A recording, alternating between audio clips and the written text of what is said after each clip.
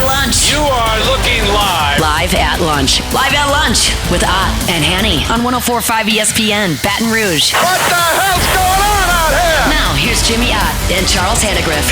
For some reason or another, you sound a little taller on radio.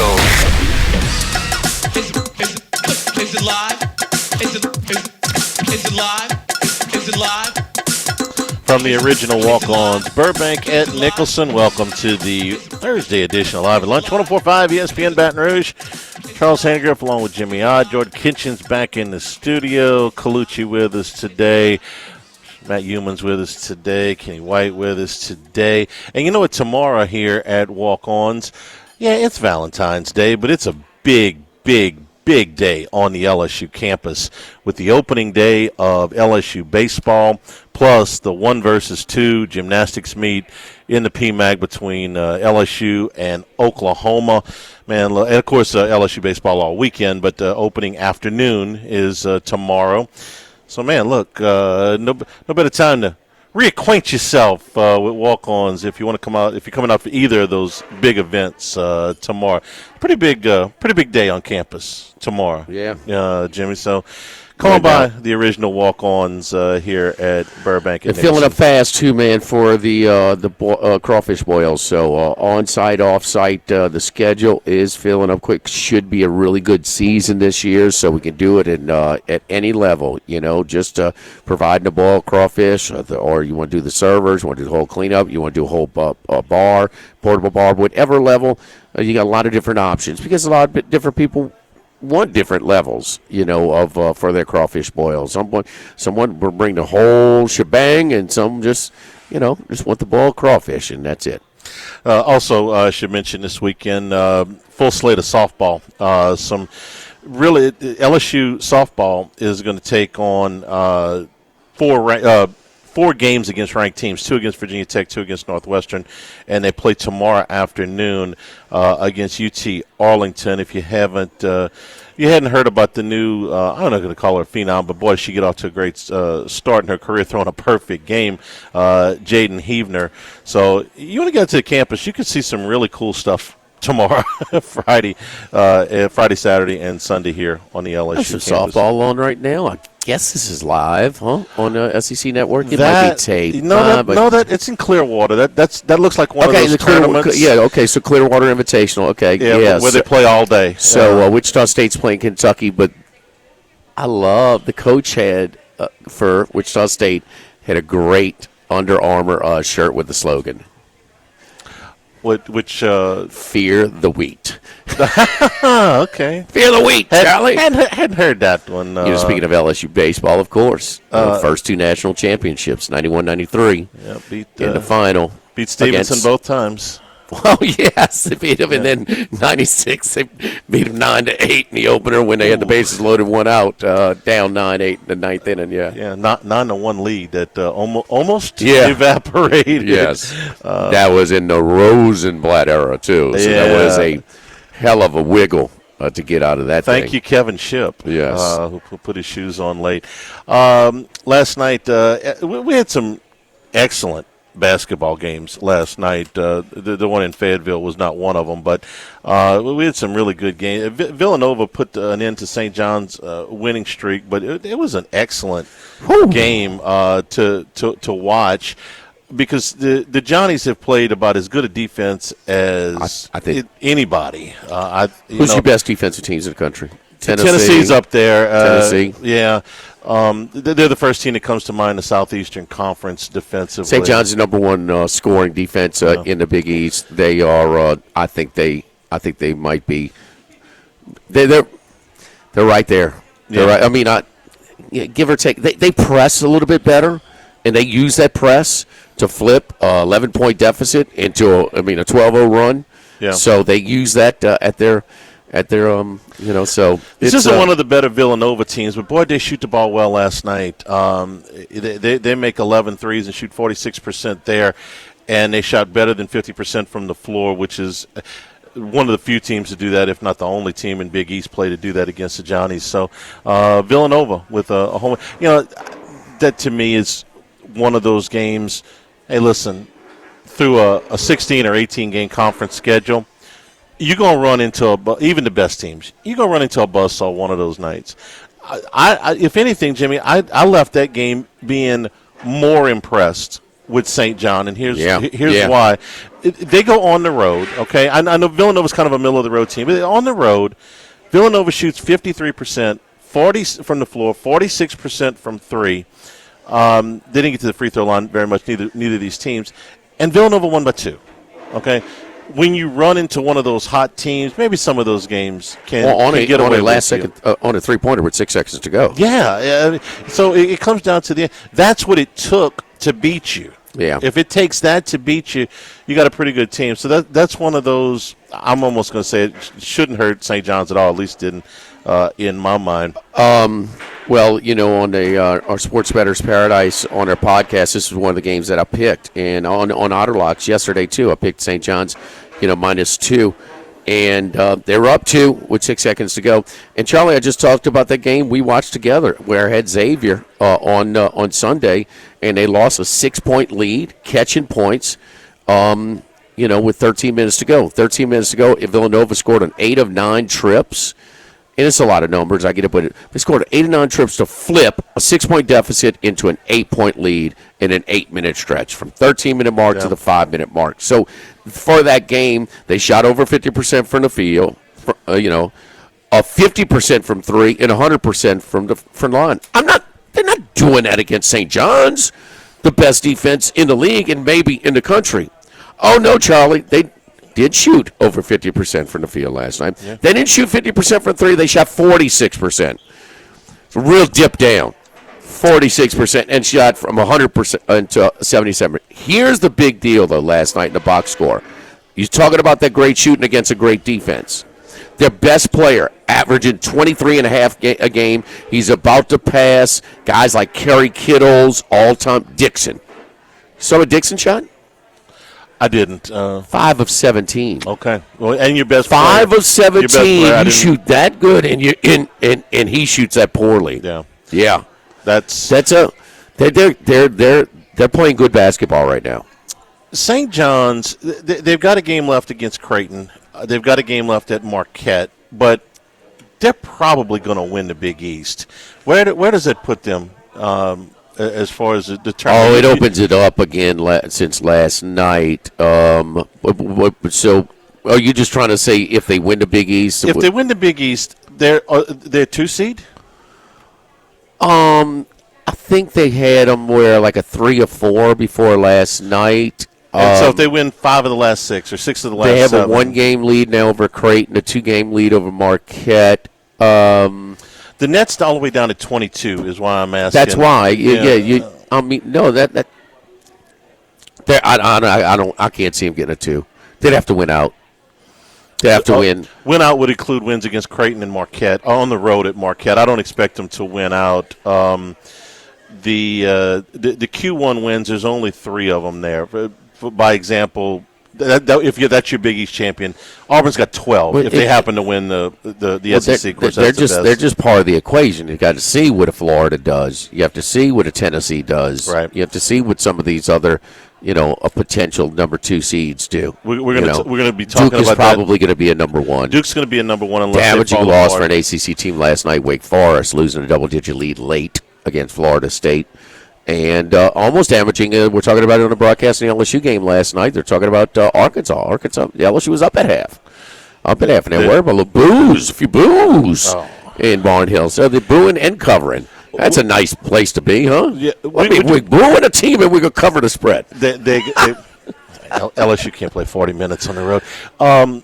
We're going to be talking about this more in the coming weeks. Will the SEC get 3 number 1 seeds in the NCAA tournament? It's going to be hard. Well, in the net right now, they've got 4 of the top 6. Okay, Auburn, Florida, Tennessee, Alabama, and then it's Duke and Houston that are wedged in there. I think it's probably more likely. Is the Big Ten going to beat each other up? Whoever Iowa State's your top. That's Big 12. I'm talking Big 12. Purdue's your top team out of the Big 10.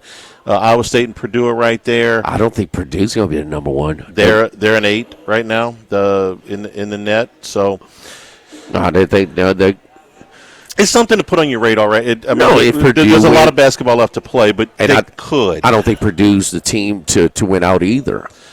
I think more than likely it's going to be two SEC teams, Duke and Houston, as your 4 number one. Oh, Houston's going to be hard to. Right now, that's how it would be. So we got Duke, Houston, 2 number. Yeah, right now for sure. Right for now, sure. That's where we're at.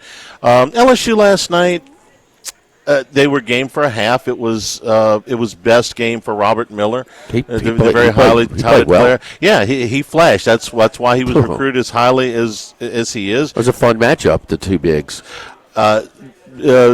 Big Z, as the broadcast team called him all night.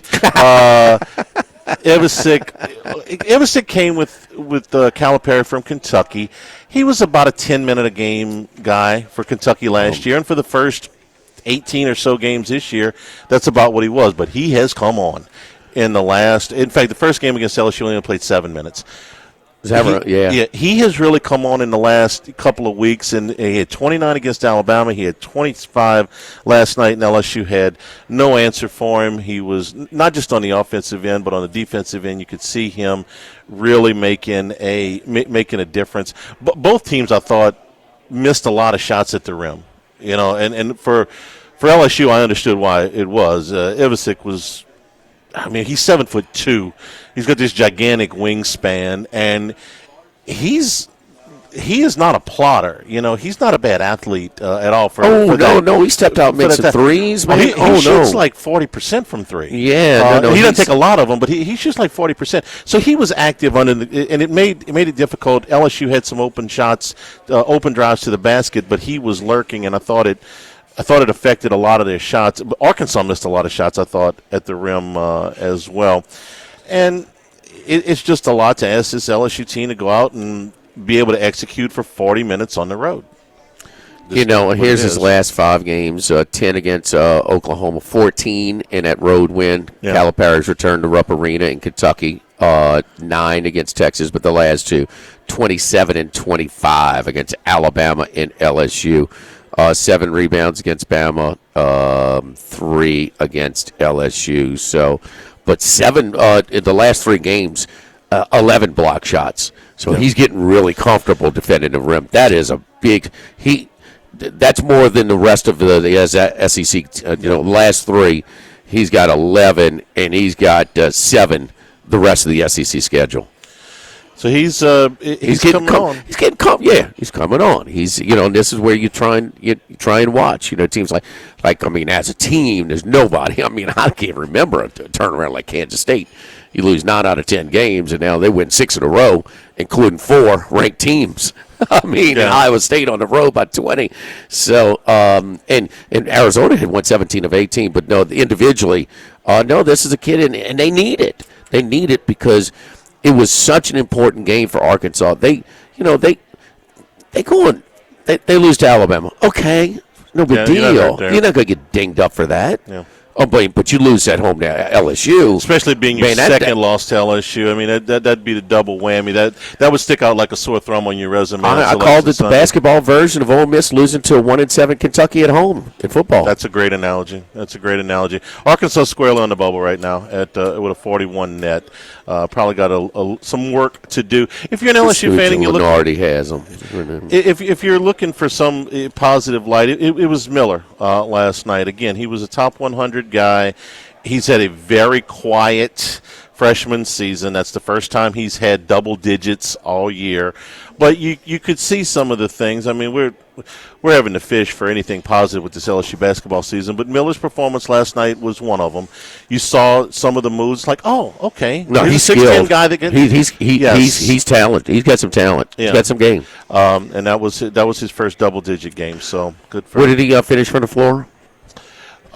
He finished. Let's see. I had the box score here a second ago. Miller finished 8 for 13. 8 for 13. 8 for 13, and some drives. It's some impressive. He's skilled. Yeah. He's skilled. He's got That's a guy. If he comes back next year, certainly. Like certainly, he doesn't have a huge frame. He's thin. But it's been a year in the weight room. Well, yeah, he's limp. He's got a ceiling on how much bigger, but he will get a little bigger, a little stronger, and which add to it because he's got some moves. He's got some polish. It's usually the SEC players that you got the physicality, but we're trying to get the basketball. He's got basketball skills. He does. Yeah, he does. South Carolina continues to be a pest at home. They were tied with 2 minutes to go, but Ole Miss, an important win, I thought, for Ole Miss. Yeah. Even again, if nothing more than to avoid a bad loss for Ole Miss. So they get the win last night, and Missouri, biggest turnaround in the league. Lost them all last year. They're now 7-4 after a blowout win at home against Oklahoma. Ole Miss was one of my picks last night, and we took advantage of the line movement. It was sort of a late release on Outer Locks last night. We liked the 3.5, and it falls 4. But it looked like it was finally going to be a comfortable win on the road at South Carolina. They're up 10 at half. 10-12, the whole thing.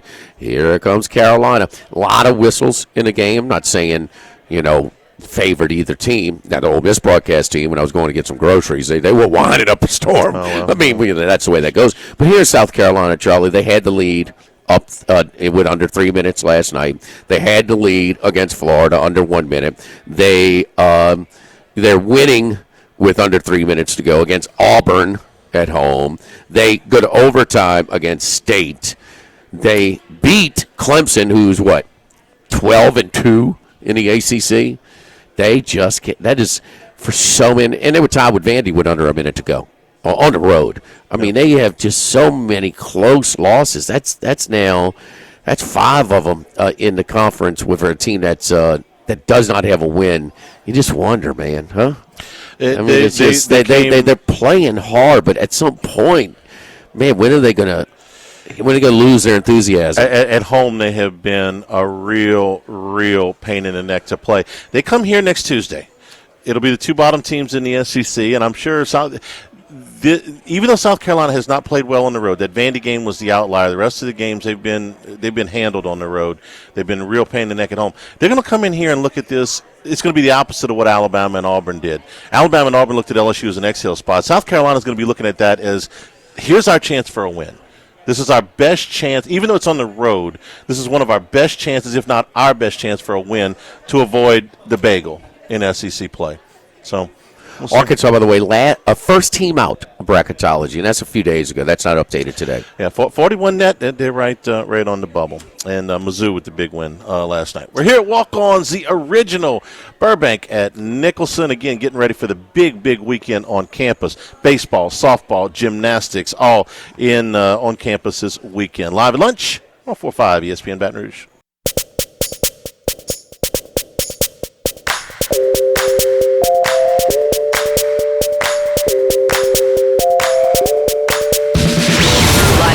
With Ott and Hanny from the original Walk-Ons on Burbank on 104.5 ESPN, Baton Rouge.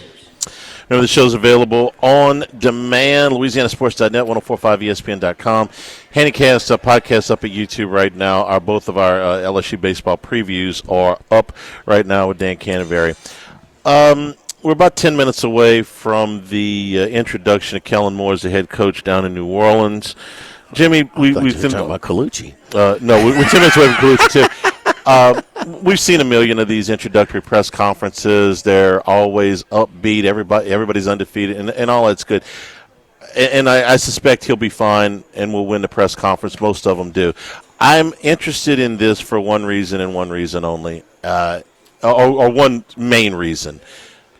I want to see what he says about Derek Carr, because that's the number one question of the Saints offseason.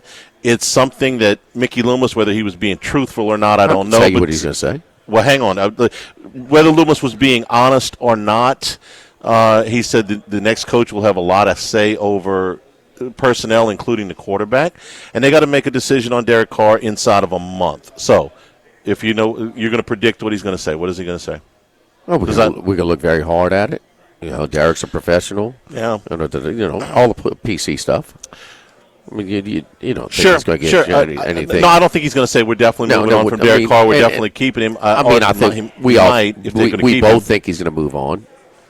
I kind of get that hunch. I do. I think and that's kind of what we would do as well, right? Yes. Okay. So, but I mean, Charlie. He's happy to be here. It's his first job. He's very young. I mean, how old is he? He's going to be 37 this summer. That is. He's the youngest coach in the league. He will be the youngest coach. No, he is the youngest coach right now. So, well, he's not the youngest hire. Ever. No, he's not the youngest hire ever. Okay, but he's the youngest current coach in the league. But my point is that he's happy to have. It's one of the reasons Saints were able to get him. Is because it's at a very young part of his career where, and it, to be fair, and incomplete. Yeah. You know, so he's done some good things. It's such a short sample size, but I mean, he's going to say that he is not going to make any waves or say anything earth-shattering. No, but I want to see his tone. I want to see how he handles the question. His tone. He's kind of mild-mannered, and that's fine too. I don't need. He's not going to turn into Nick Saban at a local press conference, right? Put that in your depth chart, but. No, he's not going to be. No, he's not going to do that. But again, I would move on. You would move on. Most of the Saints fans that we've heard from would move on from Carr. But you keep coming back to the one thing. Derek Carr gives them the best chance to win next year. Yes. And so if you're Kellen Moore and you're that's where we disagree with the fans, by the way. Yes. Yeah. With that last place schedule and Derek Carr, let's say he played 17 games next year, the Saints might win 6 or 7. Maybe it's 5 or 6. I don't know. But if they move on from him with the realistic replacements that they have or can get for him, they're probably looking at 3 or 4 wins. And that's a hell of a thing for a brand-new coach in his first coaching job to have to swallow that. I'm letting a guy walk out the door that can help me win more games than the guy I'm replacing him with. Mm-hmm. It's more of a big-picture thing. And that's why I'm not sure. I think, but I'm not sure that they're gonna move on from Derek Carr. The biggest reason, you've heard us say this, it's $51 million coming or going with Carr. It's just how you account for it. My biggest thing is I want them out of the Derek Carr business by 27 from a salary cap standpoint. You get him out of the building today, you cut him after June 1st, and you amortize his stuff. He's on the books next year for about $28 million, and then you're done with Derek Carr. If you keep him, I don't see how you can keep him on this contract, so you got to restructure it. And then you're in the Derek Carr business, whether he's in the building or not, at least into 28, and I'm trying to cut my losses with Carr. We've been through this. Yeah, move on. So that's it. No, and he's not going to say. He's not going to say Eric Satter. He's going to say the right. No, we're going to. What do you want to do? You don't want to piss down. I mean, he's going to be professional. We're going to look hard at this. Mickey and I. We'll do this. We'll evaluate. He's done some good things. He's done some. But I mean, they. But he knows, right? He knows what he's going to do. Oh, he may not say it today, but he knows. He's got an idea of what he wants to do. I mean, don't you think? No, he doesn't. He and Loomis talked that they decided. Oh, this is one of the one way or the other. I don't think they decide. I'm not sure if they've decided yet. I'm not sure. He just got back. I mean, how much time has he had to spend? When did he get from Philadelphia to New Orleans? Tuesday. But he pretty much had this job the Monday of Super Bowl week. But Kellen Moore is not telling, I'm not taking this job if you're forcing Carr on me. No. He's not asking for conditions. But don't you think he's got it in his mind where absolutely he has it in his mind, and Loomis does too. Yeah. And it's going to be a shared, now what percentage, who has the 51% in the relationship? Oh, Loomis has got it. I mean, okay. I know that one. But he'd be. I think even Loomis would have to consult with the coach. Yeah, I mean, you would think he's not Nico Harrison. What happened to Luka? He gone. I think I smoked last night, by the way. By the Jazz, who are tanking. Oh, the Lakers got smoked by the Jazz. Yeah. The Mavericks lost at the end. They won last night. They won? Okay. Yes. They were without all their big men. last night. Kyrie had a big game. Kyrie had a big game. I thought they lost. They You won. don't know who's winning or losing. It does kind of matter, huh, boy? It does. Damn. It does. We're live here at the Walk-Ons, and, man, yes, come on by. Love is in the air at Walk-Ons tomorrow. We got baseball opening day. We got gymnastics. 6 of the last 10. Oklahoma has won. My goodness, but the reigning champs is They're almost as good as their softball team. the LSU tie. Fear the wheat. Look at that shirt, Charlie. Isn't Love that it. great? Love it. That is great. But also, don't forget to hook up for a year crawfish boils as well. Call Dustin over here at Walk-Ons, on-site or off-site. Also, our friends at Legacy Title. Chad Reynolds, Legacy Title for all of your real estate closings, 296-0060. Full-service title company servicing all of South Louisiana. Fast, friendly, professional service is what you get when you call 296-0060. Chad Reynolds at Legacy Title. Live at Walk-Ons, the original here on campus, live at lunch, 104.5 ESPN Baton Rouge. Live at lunch. You know, as we talk about tailgating and LSU baseball, you know, if you're going down to the Thibodeau store in Thibodeau, 900 St. Patrick Highway, big selection of grills, big selection of crawfish pots, jambalaya pots, big green egg cookers. You know a little bit about that, right? Yes, we did it. I'm actually up for Employee of the Month. Yeah. Yes. You got a big I was green egg had the cooker? wrench. No, we were, trying. It's very heavy, so we had to do a little maneuver and take the guts out and things like that. Yes. Yeah, they got me up for Employee of the Month. I'm the early leader in the clubhouse. I expect to be invited over for whatever you're cooking on your big green egg cooker, but that's part of what you got down at the Thibodeau store. Crawfish pots, jambalaya pots, big green egg cookers, a ton of grills as we get here closer towards spring and tailgating weather for our LSU baseball. Power tools, hand tools, plumbing supplies, electrical supplies, you got it all at the Thibodeau store. And shop online with delivery available for many of their items at ThibodeauStore.com. Sister property, the Pierre Part store down at Pierre Part. Get all your lumber delivered from there. 900 St. Patrick Highway in Thibodeau, Thibodeau store.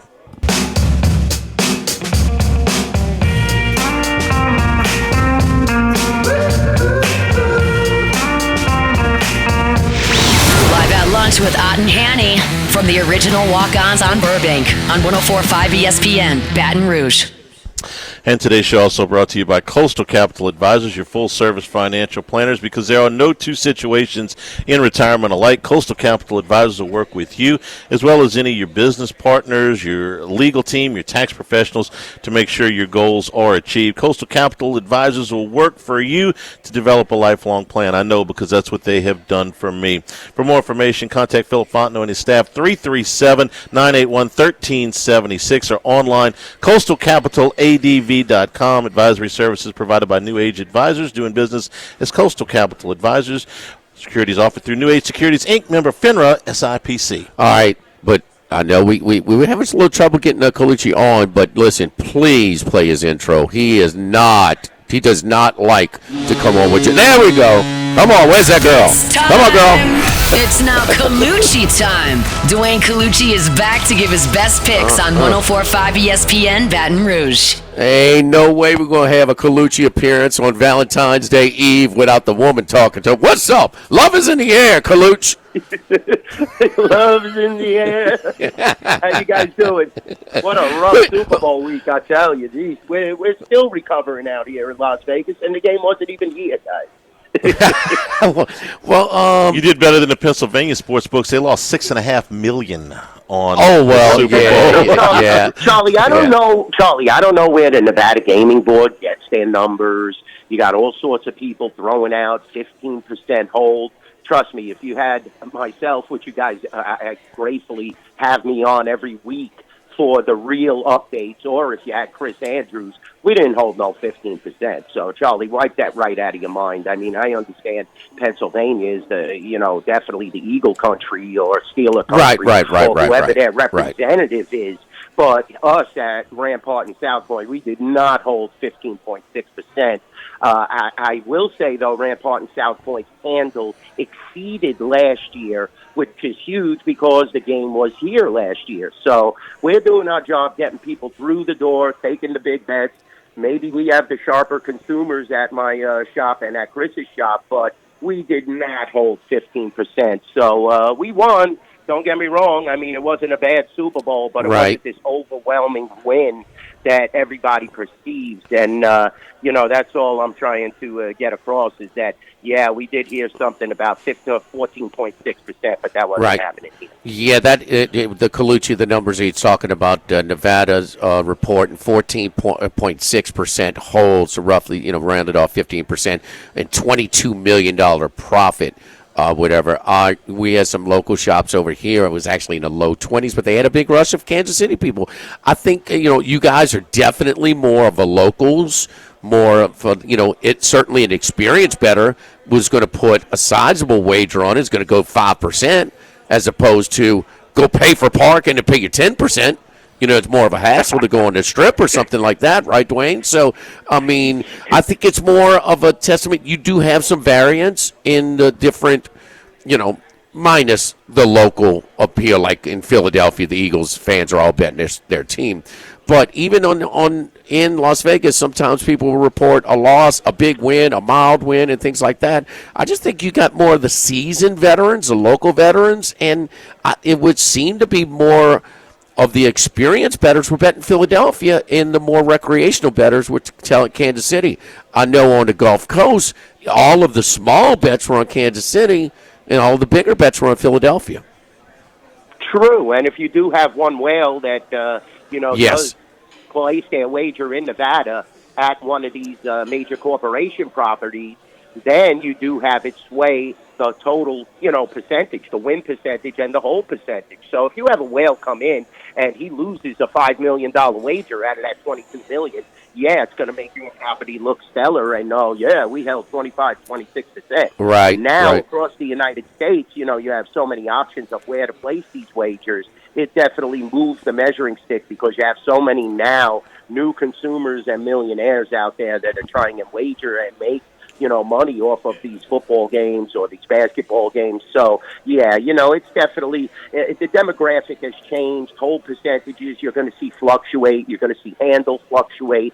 And that's the way it is now just because you have nearly 40 states that are booking action on sporting events now in the United States. So, yeah, definitely Rampart and South Point, we got the free parking. We got the locals, the people that hang their hats here. And, with Chris, Jimmy, Vinny, myself, promoting, we definitely cater. We're not looking to turn away bets. That's the whole thing. Right. So if you do have one of these professional handicappers, we're going to, give them our limit. Our limits may be a little smaller than a major corporation, but, just remember where Mattress Mac started making his wagers. That was at the South Point, and then he just elevated his level and his bankroll to where dealing with the major corporations could be a little easier for him. So I fully understand, but we definitely do not turn away guys unless they're, just totally trying and backdoor us or do something silly or pass post or anything like that. Did you have a popular prop that stuck out more than any, or a couple of them? Well, I took some big wagers on the no safety, the no overtime, and those all played out basically.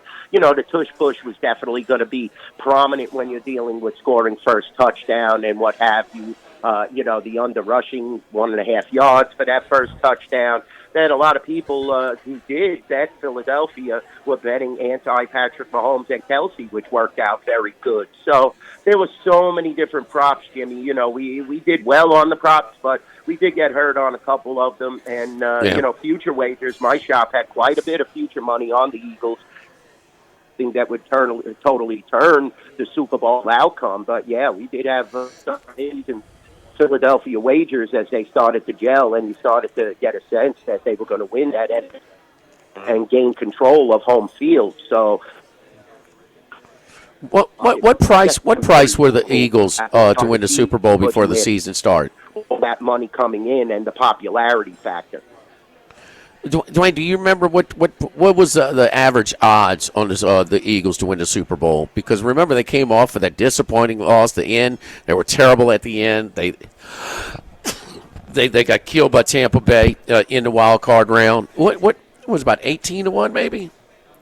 Yeah, that was the opener, Jimmy. But then it got totally bet down by, I would say by October, it was down to 10-1, and then it fell even further. So when you're putting out an 18-1 liability and the sharps jump on that, and we have sharp consumers here at the Rampart South Point, like I said, you're going to take a little hit on that.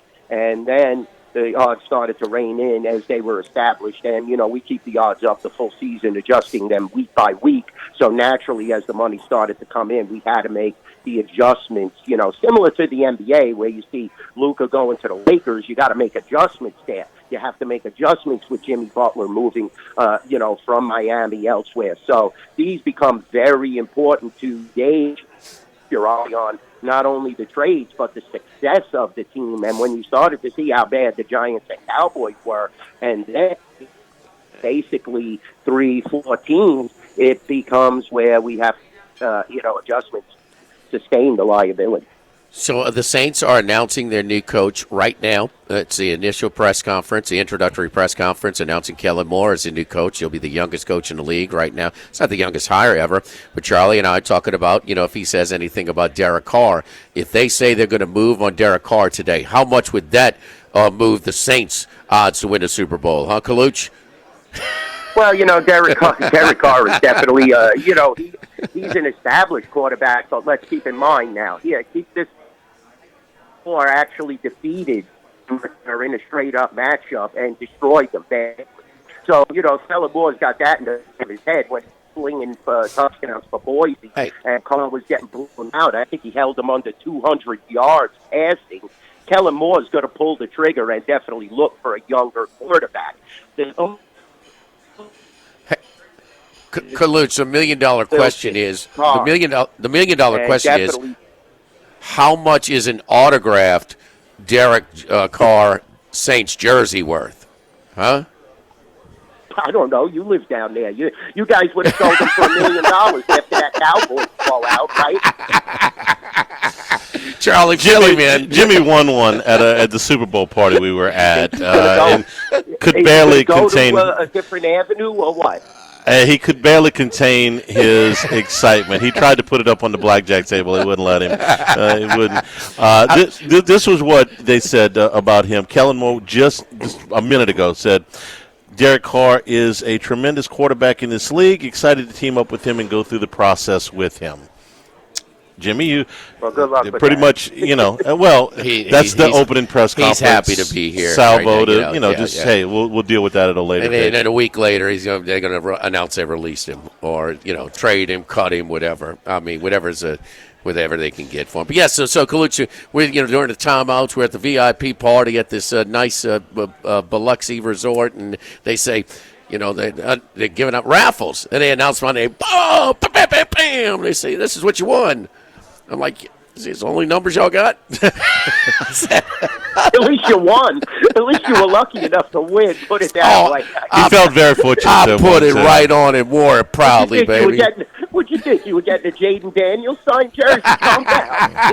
Now that thing's worth a little money, right, boys? That would be worth plenty money right now. Yes, I would. Right. And appreciating. Oh, but man, I mean, it's gaining momentum as we speak. Oh, all right, hockey. Who we got tonight, buddy? We got the four, the nation's four. So I'm definitely going to give you the underdog in this because USA is looking like they're minus 270, I believe, at the Rampart South Point. I'm pulling that up right now.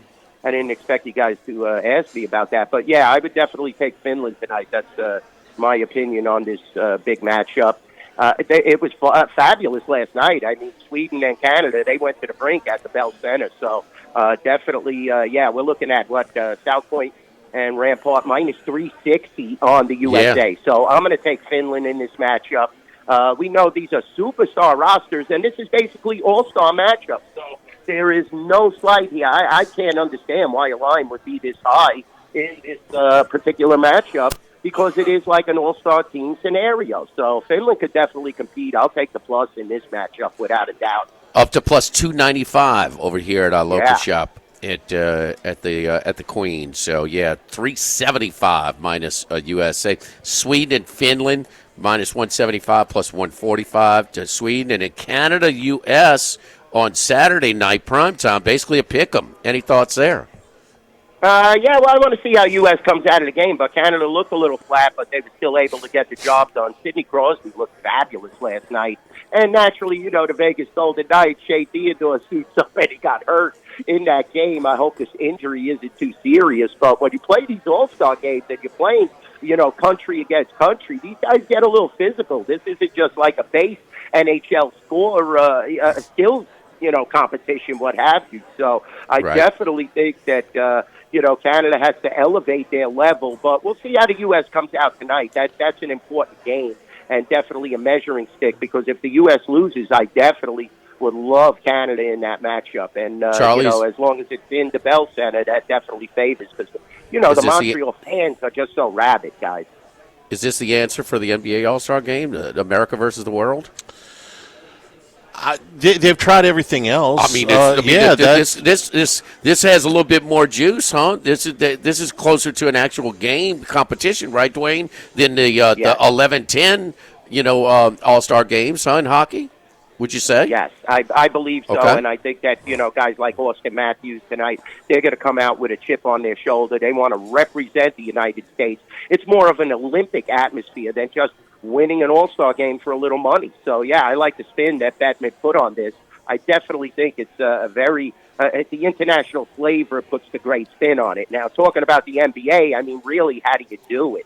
That's the whole thing. You have representatives in the NHL from all countries, whether it's Finland, USA, Canada. You could even probably got a Russian team together if you involve the KHL in this thing. So, it's definitely a different scenario. The NBA is looking to find themselves. They're looking for possible rule changes and stuff like that to fluff up their, their market, because it's just, scoring now is just boring. Watching guys just throw in 48-footers from all angles with no defense, it's starting to get a little stale. It was much more exciting when you had Lambeer and Robert Parrish punching each other in the face.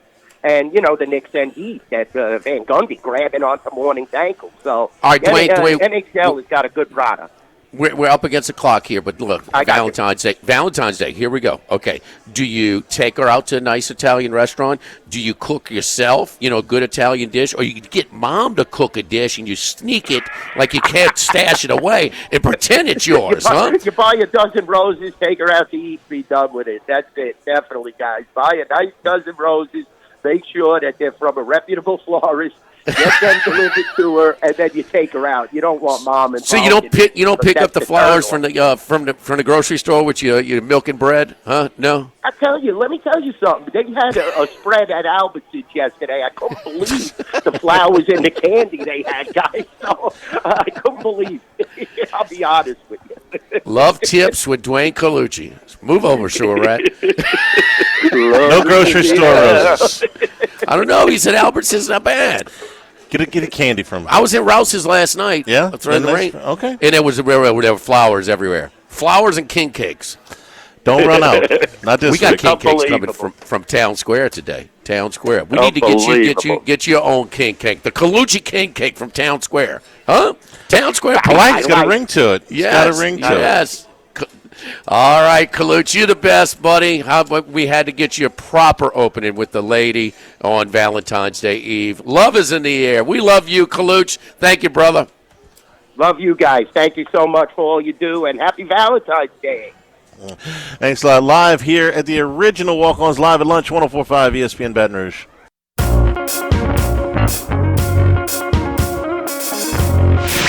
Live at lunch with Ott and Hanny from the original Walk-Ons on Burbank on 104.5 ESPN Baton Rouge.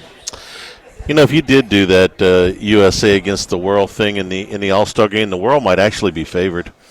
If you put together a team with Giannis, Joker, Luka, SGA is Canadian, and so is Jamal Murray. He had a double nickel last night, or 50. I think career high.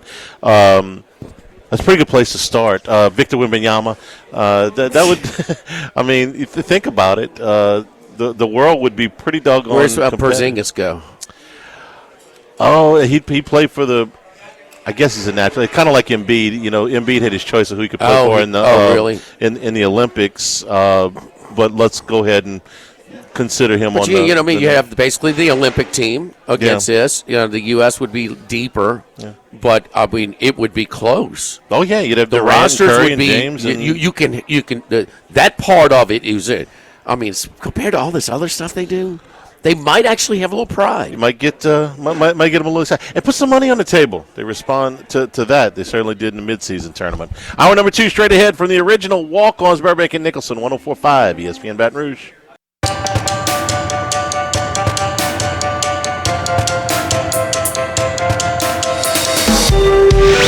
Live at lunch with Ott and Hanny from the original walk-ons on Burbank on 104.5 ESPN Baton Rouge.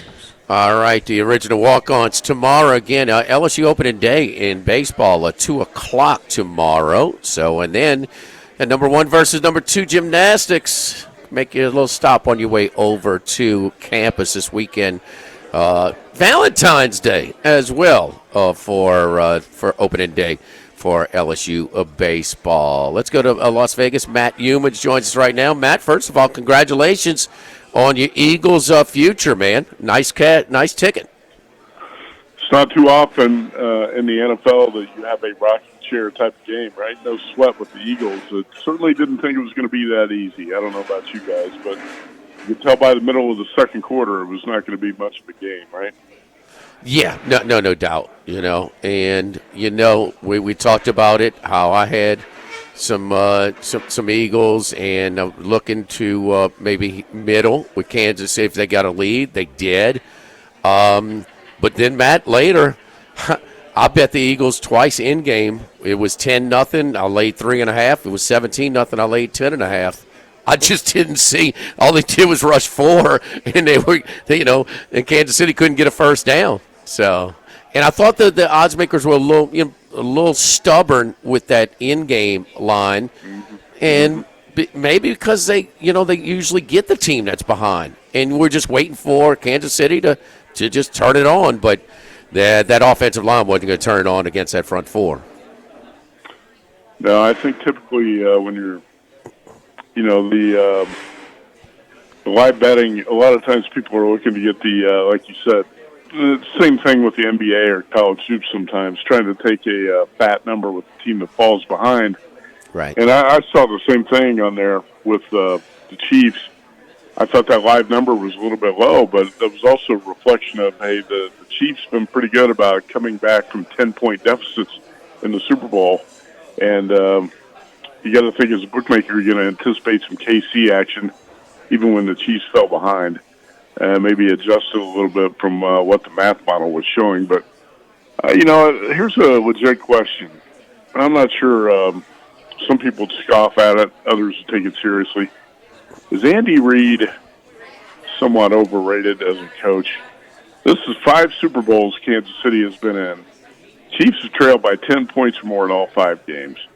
And they won 3 of them, mostly because Patrick Mahomes has been great in making plays and bringing the team back.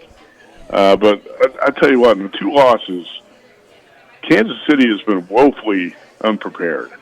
The loss to the Buccaneers and this one to the Eagles. And Andy Reid had no plan offensively for what the defensive front was going to do against his offense in those 2 Super Bowl losses. But they got beat so badly. Now, the first one was because Kansas City, they had lost both tackles, in the conference championship game, but they were hurt. They were injured. Here, they had to try and slide a guy that played for Belichick forever as a guard, and they're giving him a lot of credit. I listened to Belichick and Reed on their podcast in between the conference championship and the Super Bowl, and how he talked about they gave him so much credit for just kind of being an overachiever to the Eagles' defensive front. I mean, formula. I don't know about because those two. I don't think those 2 games are the best because Matt, when you're getting beat like that, man, that's more of a college type of result. When a team just controls the line of scrimmage like that, and I mean, I certainly don't ding Mahomes any for running for his life in the Tampa Bay Super Bowl or this one. The 2 picks were bad, but it was just a matter of time. I mean, he can't just punt, but I don't know. He's done some things before where I've kind of questioned a little bit. I think his play design are pretty creative. You can do it when you have a guy like Mahomes, but I don't know. Not in these two cases. And I'm more of a, you look at the whole thing with Andy Reid. Have there been some missteps in the big game? Sure. And I can think of some he did with Philadelphia, too. But the guy's been to 11 championship games, conference championship games plus a Super Bowl. So, and McNabb was inconsistent. I mean, that's really, really hard to do. So I don't know about overrated. Missteps in the big game, sure, I can get with that. Now, I'll give you one thing, Matt. In this particular matchup, it did seem like his first look, he had time. If you look at most of the sacks and the pressures, when he set up, if he did like a 3-step drop and let it go, it's hard to say without looking at the all 22 view of the game. But it appeared that the Eagles are taking away that underneath stuff. Yeah, that's more of a question for those ESPN and Fox hot take talk shows about Andy Reid. I think it's it's something. Some people might want to debate. I think Andy Reid's a hell of a coach. He's one of the best head coaches in NFL history. But I'm disturbed at how unprepared his offenses were in those 2 Super Bowl losses, and also just the trail by 10 points or more in all 5 Super Bowls. I think maybe we overrate his game preparation sometimes because I'll tell you, in the first half, the Chiefs looked – I said, what were the Chiefs doing the last 2 weeks? Because it looks like they were going out to steakhouses and partying and not watching film and preparing for this game. Did the Chiefs do anything in the first half of that game that made you think, wow, they're really prepared for this game? No, not at all. I was shocked at how unprepared the Chiefs were. Well, and like you said, Patrick Mahomes had 42 dropbacks in the game, never got blitzed, and he was under pressure the entire game. Did Reid not anticipate this? And he didn't make any adjustments either. So I thought that was disturbing from the KC perspective. On the flip side, I got to give Philadelphia all the credit possible. Vic Fangio had his defense well prepared. And, when you talk about evaluating teams, let's say talk from a sports betting perspective, when you're evaluating teams in the offseason and you're looking for who do I want to bet in futures? Well, pay attention to the coaching changes. The coordinators, a lot of times, more important than the head coach, obviously. And the Eagles signed Vic Fangio and Kellen Moore last year, and I really like those 2 additions to the coaching staff because don't forget that Philadelphia defense is ranked near the bottom of the league the previous year in 2023. And I thought Vic Fangio was going to fix that. I didn't know he would fix it to the tune of, a top 2 defense in the NFL, but he did. Then you got Saquon Barkley comes over from the Giants. And that was a big-time addition. And I also loved what the Eagles did in the draft. Howie Roseman, once again, I thought made some great moves in the draft. And that's when, I think right after the draft, the first after the draft is when I bet the Eagles to win the NFC East. And I started making Eagles futures bets. So I said, I really love the way this team's coming together. And that's the type of stuff somebody was asking me about next year's NFL futures right after the Super Bowl. I said, nah, it's too early really to jump in on stuff like that. Maybe if you're going to look at it now, you're going to look at some teams in the middle of the pack. Maybe Bengals, Commanders, some teams like that where you can get around 20 to 1 odds. Otherwise, I just evaluate what these teams are doing in the offseason. And you might see something around the draft or in the next couple months you really like. But I didn't jump in on any Super Bowl futures right after this game. But I was getting a lot of questions about it. And I was just like, evaluate what these teams do in the off season, and you're gonna see something. Kind of like we saw with the Eagles, in the first couple months after last season. When did you place that bet on the Eagles to win the Super Bowl? What point First of the day season? after the NFL draft last year. Oh, Actually, okay. I bet the Eagles. I bet the Eagles win the NFC East. I bet the Eagles over the win total. Bet them to win the NFC, and I made the Super Bowl bet later in a couple months later. But all those, I made my first wave of Philadelphia Eagles futures bets right after the draft because I love their draft and I love their off season. It doesn't always come together that way. I also made a futures bet in August on the Jets to win the Super Bowl at 30 to 1. How'd that work out? Those are the only 2 Super Bowl futures I made were the Eagles and the Jets.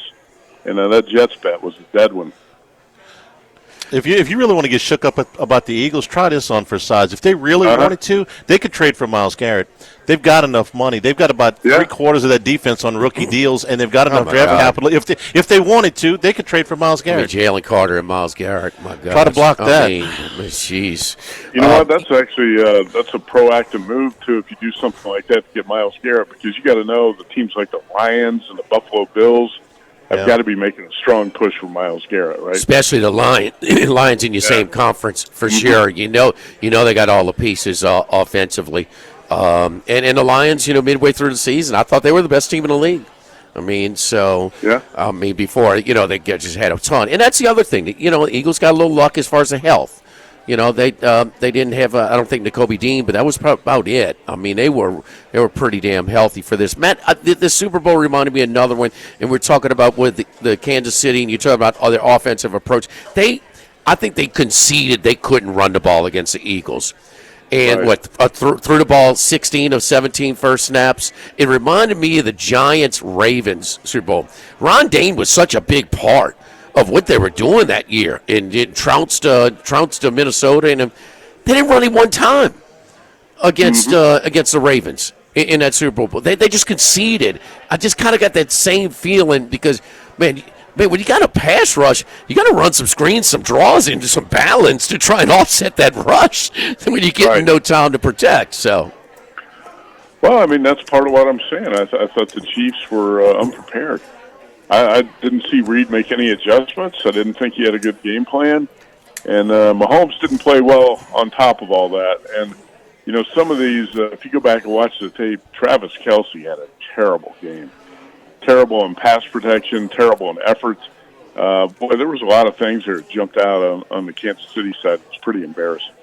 But one thing that I was wrong on, I said I don't want to hear about regular season references to handicapping the Chiefs because I thought they kind of coasted. And we see that like in some other teams. Let's get into the playoffs and we'll get there. But looking back, shouldn't a lot of the struggles and struggling with so many – what Super Bowl champion had so many close calls, as this team did, and flat out lucky. And some calls, we're talking about calls, the official calls played a role in it as well. So, I mean, you look back, maybe the warning signs were all there for us.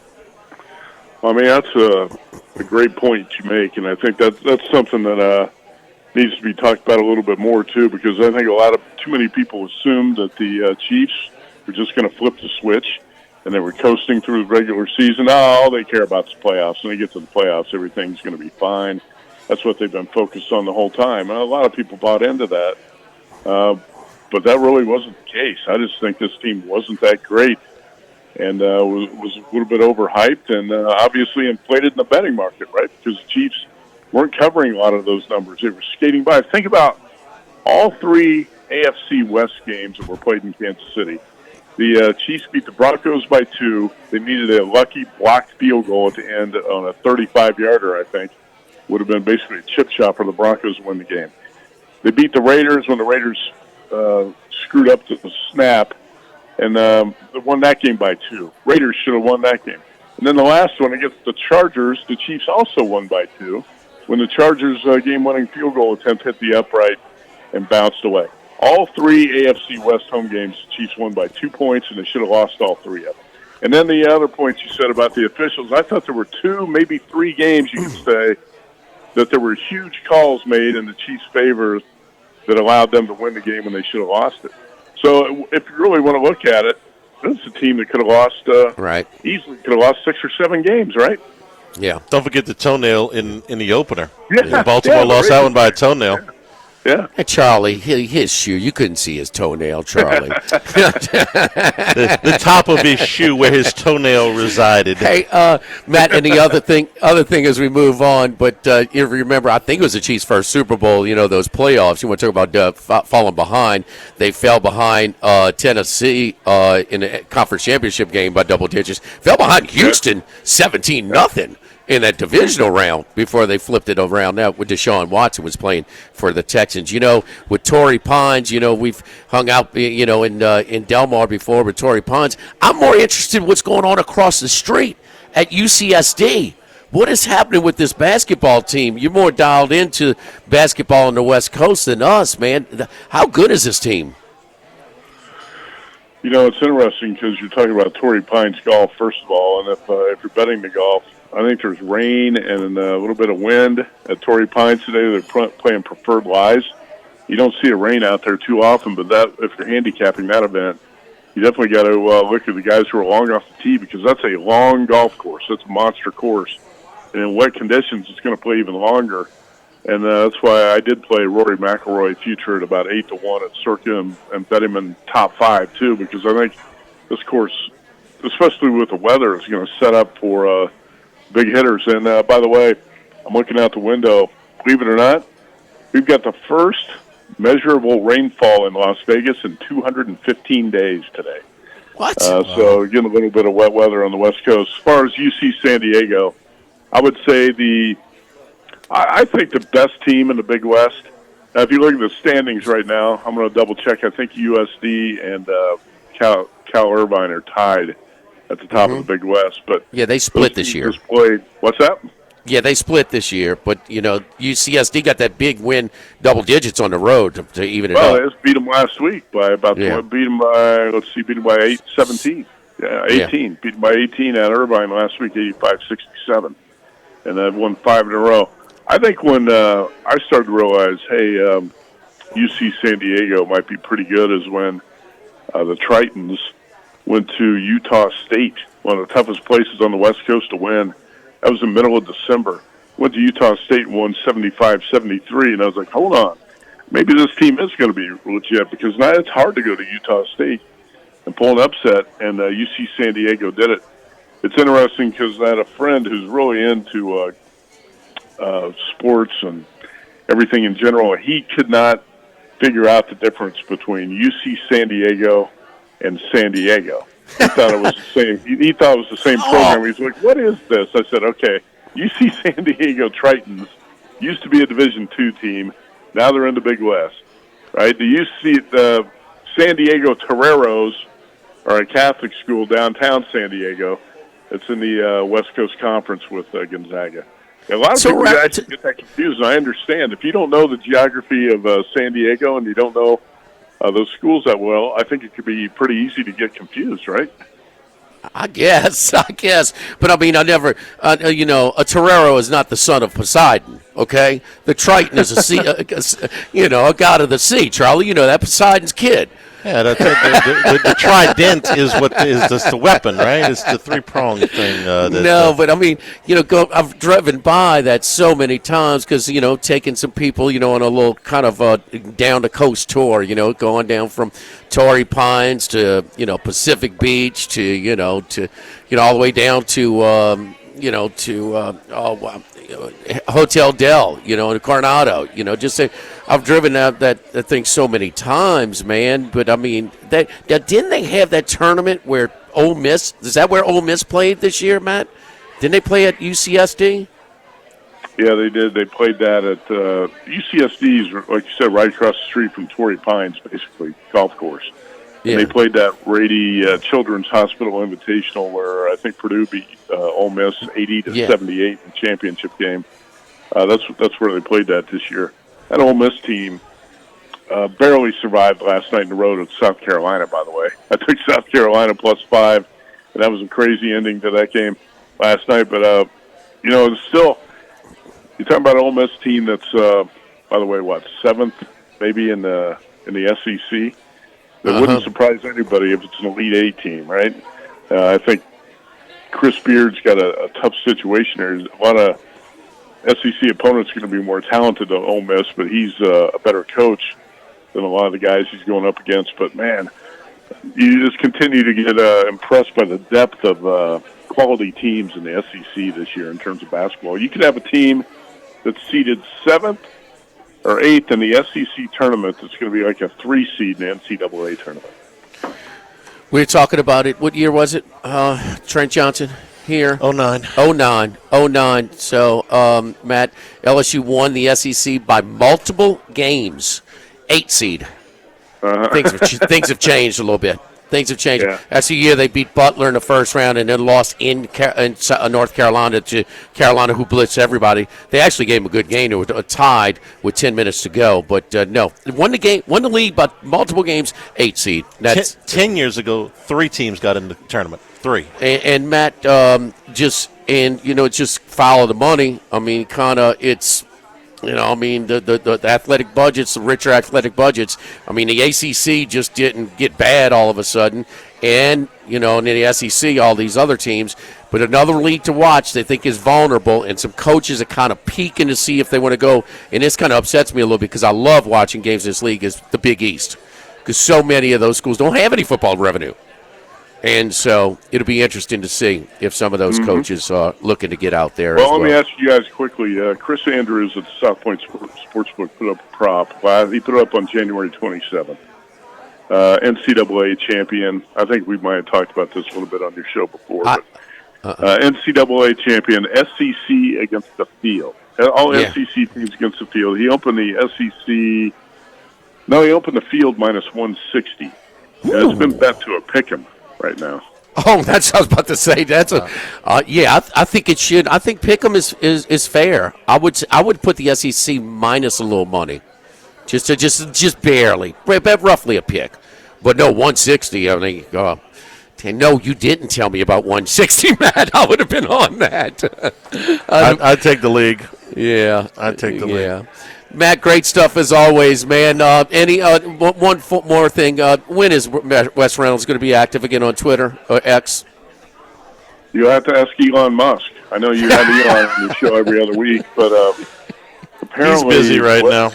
Yeah, Wes I know what he's doing. I've seen it. Some of it's pretty funny, by the way. But Wes's Twitter account got hacked, and I've been told that maybe Wes clicked on a couple of questionable links to get his Twitter account hacked. That's how that works. But his Twitter account got hacked, and he can't get it back, and he says he emails the Twitter customer support every day and never gets an answer. So I don't know if he's going to be back on Twitter. He said he emails him twice daily. Thank you, Matt. Great stuff. Talk to you next week. All right. Don't forget our friends at Relief Windows. Yes, indeed. Relief Windows, doors, siding, shutters. Does your homeowners association require wood windows? Mine does. So when the original windows in my home, they were failing because of the extreme Louisiana weather conditions, I called the best, and I got the gelled wind windows from Relief Windows. These windows combine the beauty of real wood with high-tech energy efficiency for all climate zones, especially in South Louisiana, from the desert heat to the snow. Arlast Wood gelled wind windows come with a 20-year general warranty and a lifetime limited warranty against rot, termites, providing years of beauty and minimal maintenance. The other thing I like about them, too, is they're functional, man. We do have a great day. I can open them up and enjoy the open air while watching the stuff in my media room. Love my Relief windows, my wood windows, my gelled wind windows that are highly functional, look great as well. Call them at 230-5652 or check out online, reliefwindows.com. Live at the original Walk-Ons, live at lunch, 104.5 ESPN Baton Rouge.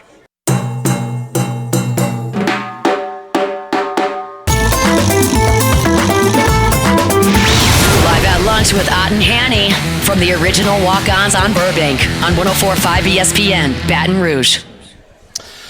Derek, the press conference to introduce Kellen Moore is over. Gail Benson introduced Mickey Loomis. Loomis introduced Kellen Moore.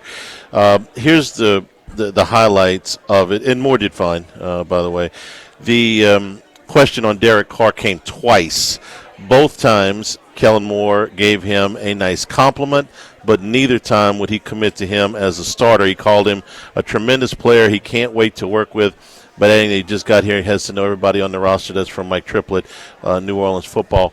The question came in, is Derek Carr going to be your starting quarterback to open next season? And he was non-committal on that. Just to give you an idea, few other things out of the press conference. As he said in Super Bowl week, he is going to call plays here. Talked about staff. They're 2 weeks away from the combine. He doesn't feel a huge huge sense of urgency to have the staff done by then, but they're going to go through the process of that. Had nice praise for Taysom Hill and Alvin Kamara. And then he talked about some other things. The Saints were actually his first visit when he was going through the draft process coming out of Boise State. So he told a couple of stories about that. But the Derek Carr thing's the big deal. Non-committal there, and you certainly don't expect him. Very PC yes, and polite. Absolutely. Yes, yeah. You don't expect him to come out today and say, "No, we've decided to move on from Derek Carr." However, if he had decided Derek Carr was his starting quarterback, he might have given him a strong endorsement today saying, Derek's our starter, we expect him to be our starter. You didn't get that today. Charlie, he's got to evaluate. He just got done with the Super Bowl. He's got a lot of film to look at Derek Carr. Right? I mean, would he not? Would he be looking at Derek Carr film when he's preparing for the Chiefs? No, but he has an idea. Yeah, he knows he's had a preliminary conversation, but he's got to truly evaluate. He's got to look at some film, man. Come on, I got to spend some time with him. Just hear some, talk to some of the teammates. I mean, a full evaluation.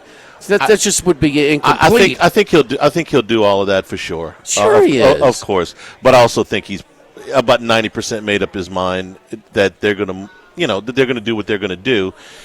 I don't think he would have come in. You got 90% of your mind made up. You watch the games and think he's seen some games, okay? But you haven't broken down film and looked at it. You hadn't interviewed, talked to enough people. You got to do a full evaluation. He wants to be competitive.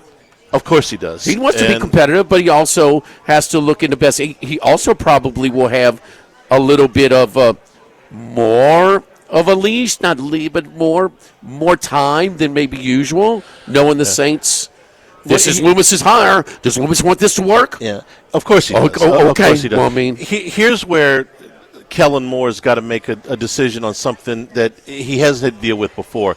He's got to do more than just look at film with Derek Carr. He's got to decide where Derek Carr fits in their salary structure. And if they keep Derek Carr, the rest of it he can do on paper. Yeah. There are other things about, man, this guy really a crappy leader. That's part of it. And if you're going to keep him, how do you fit him and still do all the other things you got to do? His evaluation is not complete. And that's just, I think, one impression I get of Derek Carr, even though it's an incomplete of how just good he is, I think he's a professional. And I think he is not going to jump to conclusions before doing the proper evaluation. And he might find out that, man, they really like him. It's just, I don't know where that came from. No, man, this guy, I don't know, kind of lukewarm, talking to other players. He's got to get a little bit of a feel, man. He does, and it's the first time in his life he'll have to make a decision based on something other than what gives him the best opportunity to win games next year. But the commentary publicly is he's 100% predictable. He's fine today. Yeah. Fine today. The only thing I wanted to see was he going to give him, has he made up his mind that he's coming back yet? And the answer to that is no. That he's definitely going to be the starter. What did I tell you? Take your Dramamine. Good spot. You didn't know I was going to come with the Dramamine call. No. Yeah, that was good. Don't forget. You just want that car jersey to appreciate and value. Yes! That's what you're after. Do you not want your belongings to appreciate and value? Absolutely. Okay. Absolutely. Don't hate on me with my Derek Carr autographed jersey. I'm upset you didn't win. I am. I'm upset they didn't pull my name. Come on, man. Come on, be a team player. Total Maintenance, one of South Louisiana's oldest and largest air conditioning and heating companies. Now's the time. Got a little cold spell. Oh, we're not talking about the AC right now. What you going to do? Wait till it breaks down in the middle of summer because, oh, man, it's going to cost how much to repair this or replace this? Oh, man, I got to get off. This could be prevented with an AC check right now. Come in, we evaluate it, we clean it, so it's going to run more efficiently, lower monthly bills, who doesn't want that, but also identify if a part's about to fail or something like this that's going to save you money later. And it's only $79. Right now, mention me or mention Charlie, mention Derek Carr, and it's just $79. Good on you, Derek Carr. Normally $179. It's just $79. Pick up the phone, 480-1000, 480-1000. Total Maintenance. Get those AC units looked at now before we really start stressing them. Live at the original Walk-Ons, live at lunch, 104.5 ESPN Baton Rouge.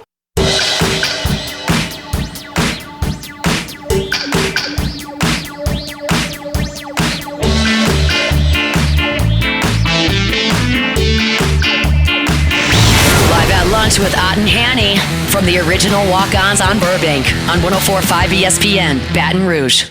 All right, let's go to Kenny White out in Las Vegas. Kenny, how you doing, buddy? Hey, Jimmy, throw me a life preserver. I'm drowning here. College baseball starts tomorrow.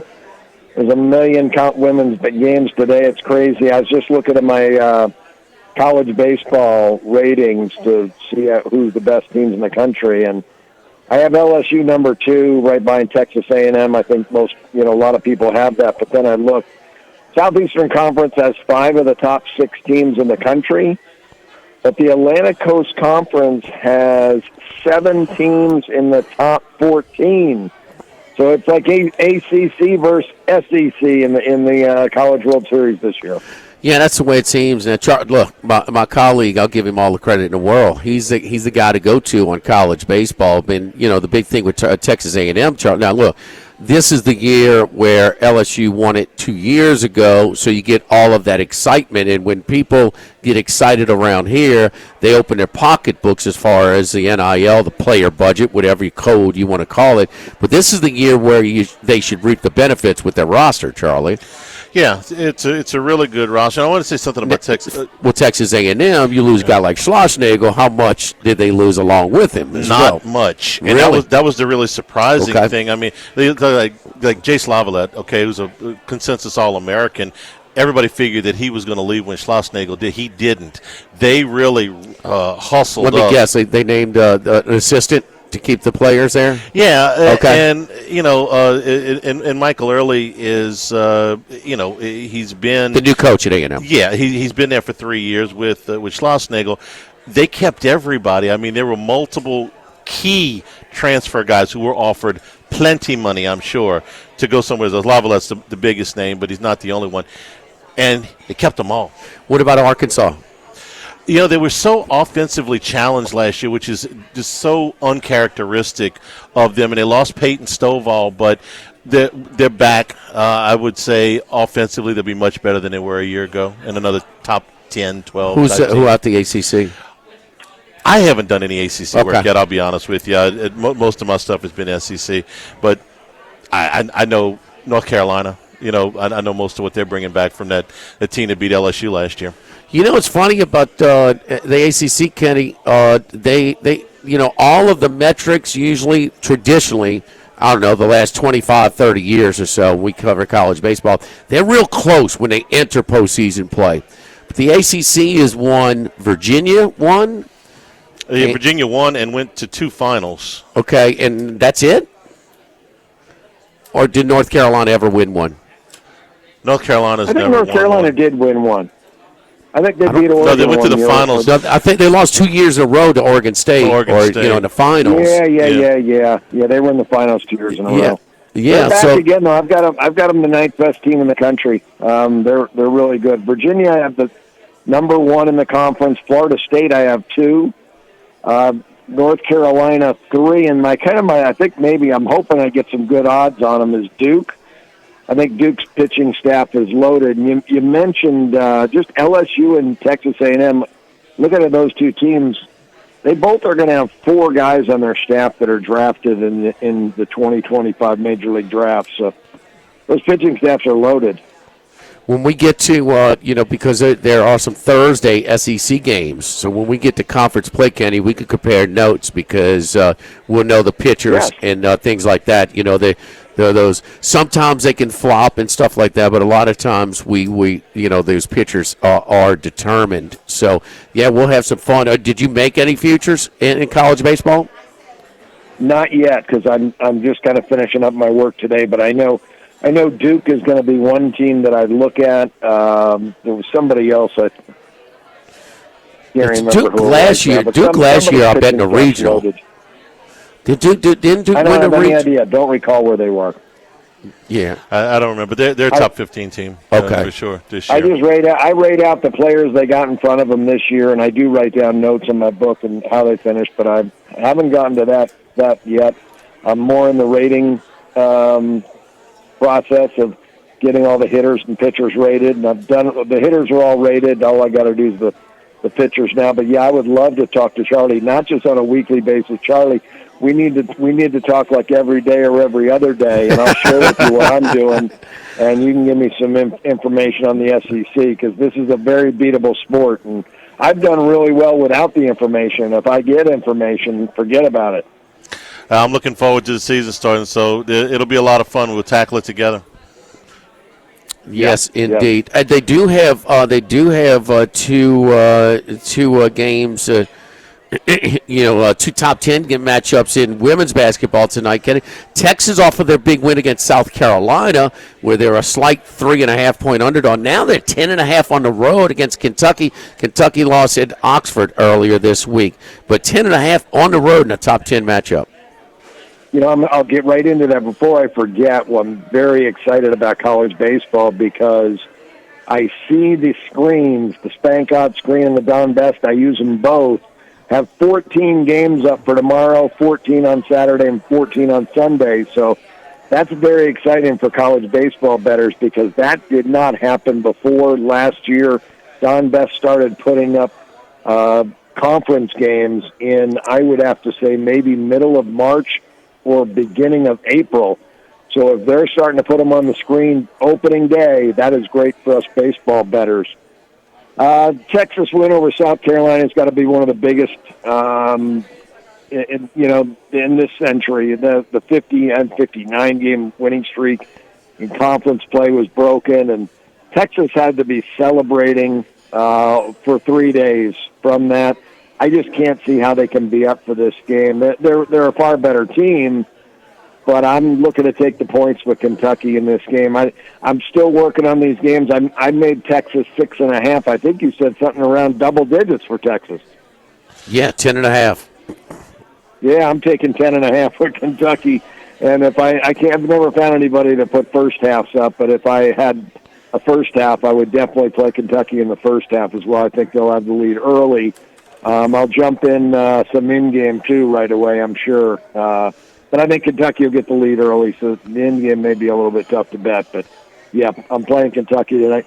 And I'm going to play South Carolina, laying the points with them. They can name the score. I saw it with Connecticut when Connecticut lost to Tennessee. Gino called out his top players. I think that's going to be the same thing here. Dawn Staley can't be happy about how they played against Texas. And I think that she's going to let them have it, and I think South Carolina will roll tonight and run up a big score against Florida.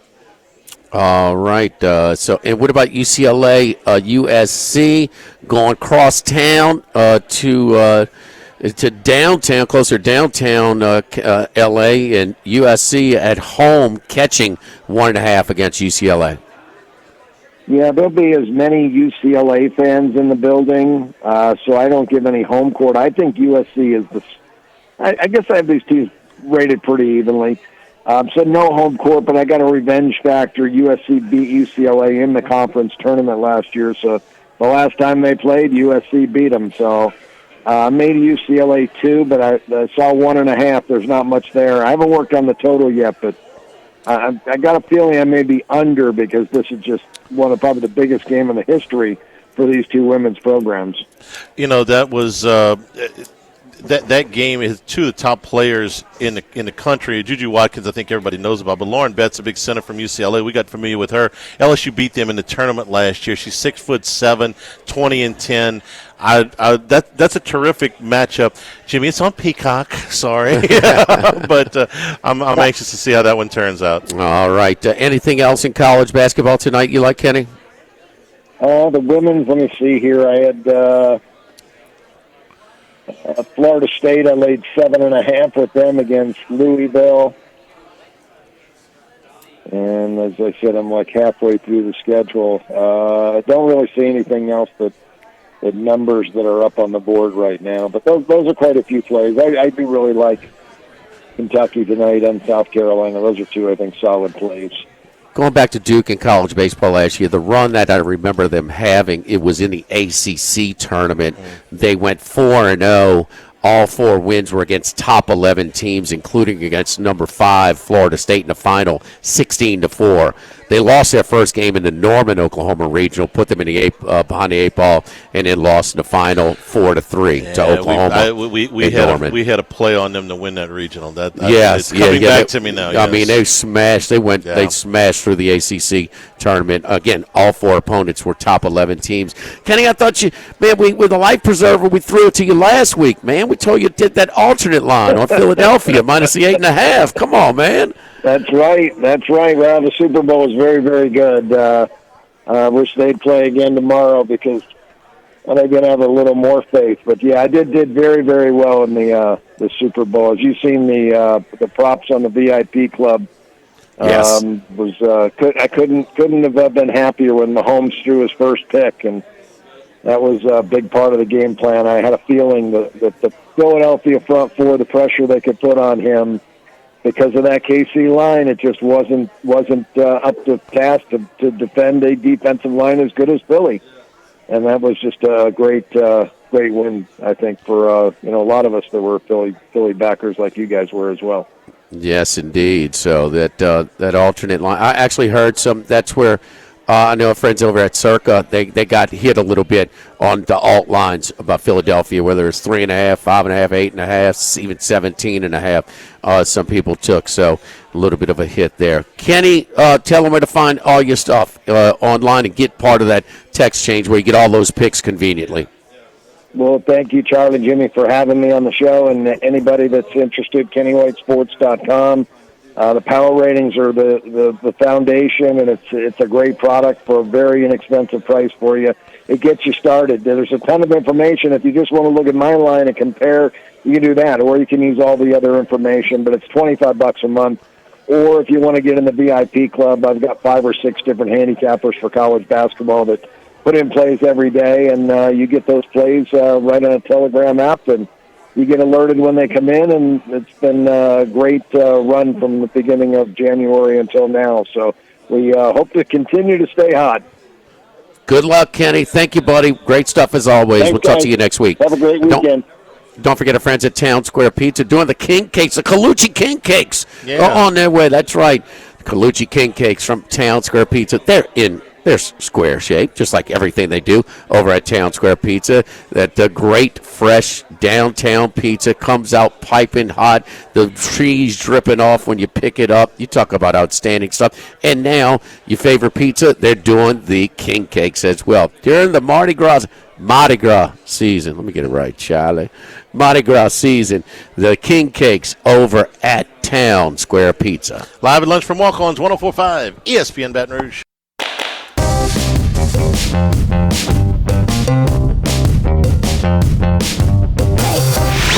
Live at lunch with Ott and Hanny from the original Walk-Ons on Burbank on 104.5 ESPN Baton Rouge.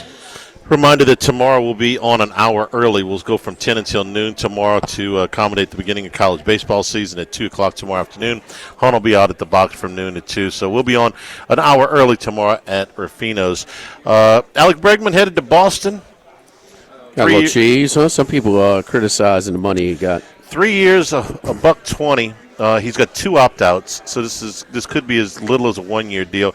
Tigers offered him a lot more money, but not more per year. Offered him $171 over 6 years. He took 3. He's betting on himself here. He took 3 years at $120, but he's got 2 opt-outs. So he left $51 million on the table, but it would have tied him up until he was 36. So he decided to go to Fenway Park, where he's hitting a cool .375 for his career. Yeah. 7 home runs in 21 career games there. Tomorrow at Rufino's. We'll be there early. Thanks to the folks here at the original Walk-Ons. For Jordan, for Jimmy, I'm Charles Hanniger saying thank you and good afternoon, and stay tuned for Hunt Palmer on 104.5 ESPN Baton Rouge.